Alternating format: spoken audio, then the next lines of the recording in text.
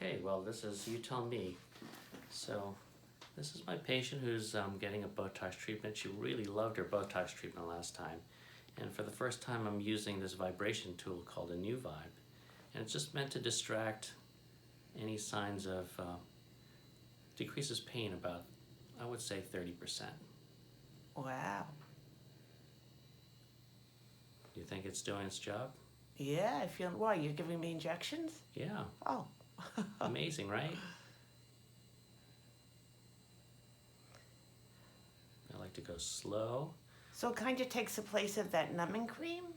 Yeah. Which is great because the numbing cream took so much time to... And I really didn't think that worked very well.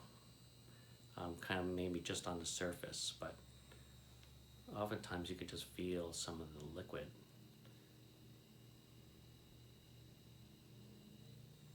Great.